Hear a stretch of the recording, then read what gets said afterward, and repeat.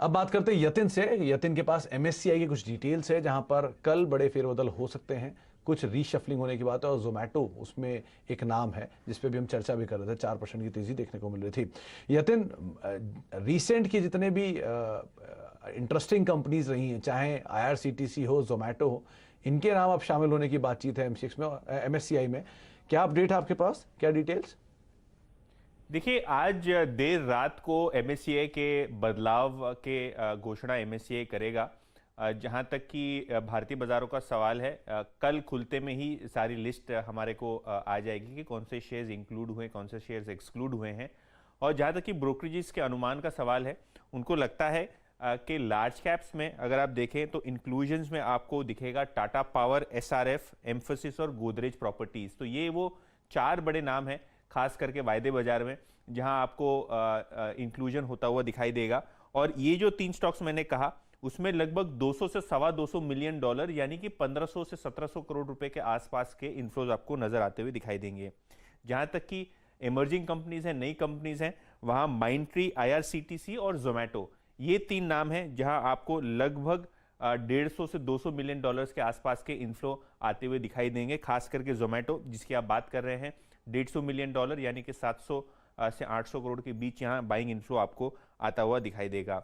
2 stocks जो exclude हो सकते हैं, क्योंकि इतने सारे इंक्लूजन्स हैं जिनका कुल मिला के इंक्लूजन वैल्यू है 10,500 करोड़ के आसपास, तो लगभग आपको 1500 करोड़ के आउटफ्लोज भी दिखाई देंगे इप्का लेबोरेटरीज और आरईसी में। ये 2 स्टॉक्स हैं जहां आपको लगभग 100 मिलियन डॉलर्स के आसपास यानी 700 से 800 करोड़ के आसपास के आउटफ्लो नजर आते हुए दिखाई देंगे, क्योंकि रिसेंटली ये स्टॉक्स काफ़ी करेक्ट हुए हैं और एक्सक्लूजन कैंडिडेट्स हैं। तो ये जो लिस्ट है, इसमें खास करके आईआरसीटीसी और जोमेटो पे नजरें रहेंगी, क्योंकि ये 2 कैंडिडेट्स नए हैं, काफ़ी एक्टिव हैं और अच्छे वॉल्यूम्स के साथ आज कारोबार कर रहे हैं।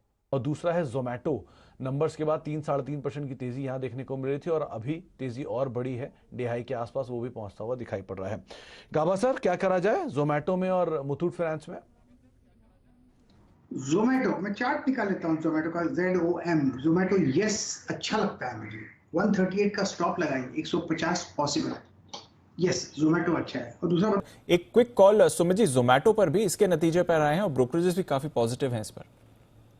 दीपांशु, जोमेटो देखिए बढ़िया तो लग रहा है चार्ट्स के ऊपर। 150 का इसका इमीडिएट टारगेट होगा। 150 का लेवल निकलता है और क्लोजिंग बेसिस पे टूटता है, तब फिर जोमेटो के अंदर फ्रेश मोमेंटम बनेगा और फिर 170 के लेवल भी देखने को मिलेंगे।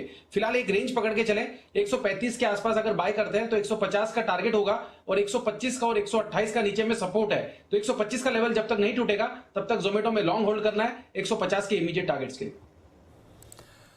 ओके, तो यह है आपके लिए जोमेटो, जहां पर आपको रखनी है नजर। अनिल